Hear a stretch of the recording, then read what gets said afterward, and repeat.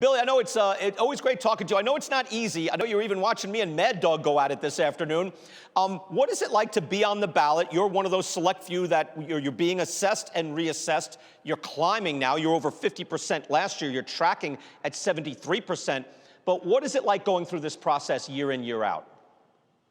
Well, early it was just getting used to the process in whole. So you didn't know what percentages really even meant. You knew there was uh, a learning curve and patience and stuff. But each year, with the help of some friends of mine, Jesus Ortiz down in Houston, Reed Ryan, Bagwell, BGO, guys that have been there, done that, have talked to me about how to be patient and just just enjoy the process. But you know, each year it's gotten a little bit more exciting just because you start to trend. And this year it's just been a huge jump. And when you start seeing yourself in that 70 percentile, you start to get, there's a light at the end of that tunnel and you become really excited. And so for me, I have a hard time figuring out how to not be high and not be low, but just kind of, stay in the middle. But it's so exciting. It's just such an honor to be named on this list, of course. But I mean, the thought process of standing on a stage where guys behind you,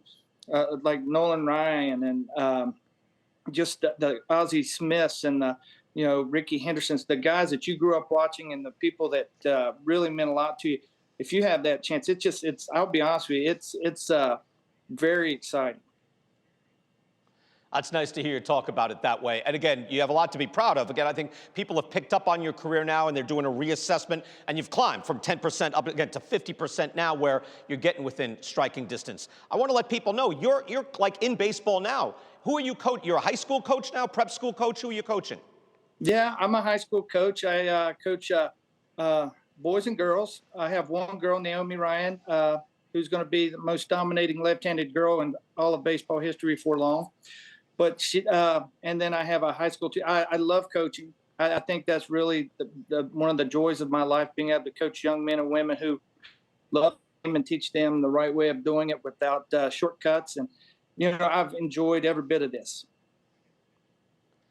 What is it that you try to tell them? Again, given your major league experience, what do you try to impart to your students, to your team? This game is really hard. This game is really hard, and that it's really easy for people around you to say that you should be better, and a lot of things should come really easy. But the work ethic, we put in the work and we work hard with the detail work. But it's really just letting them know that the joy of the game is between the lines, and putting in the work is the sacrifice. But but really preaching this game is really hard, and to be what you want, you got to really put in that time. And sometimes even putting in that time isn't always easy. Yeah, Billy, I'm wondering too, because again, you made it, right? And you're there as an example. Look, you can make it. But how do you ride that line to let them know, hey, you can make it, but the odds are so far against you, enjoy the ride? How do you ride that line? Well, when you compete and you compete to win, you're not worried about your own individual attention.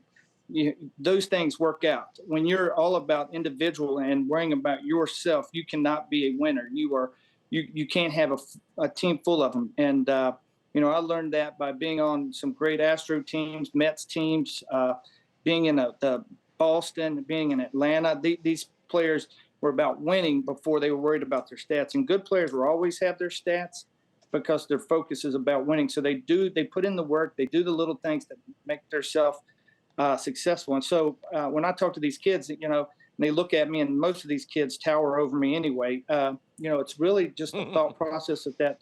The purpose is just going out and playing as hard as you can. Think about playing to win. The goal for them is to win.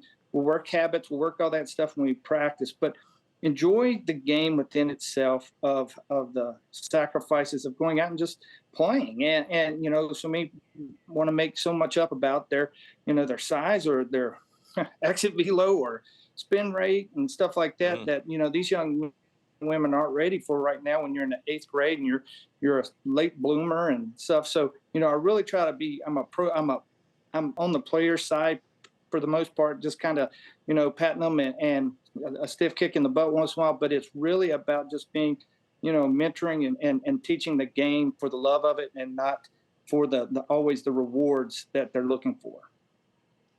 Right. And you mentioned they tower over you. It is amazing. You're not only 5'10", but you're right-handed. I know that's old news, but you're right-handed, and yet you threw 100 with your left arm. How did that happen? Tell us about that.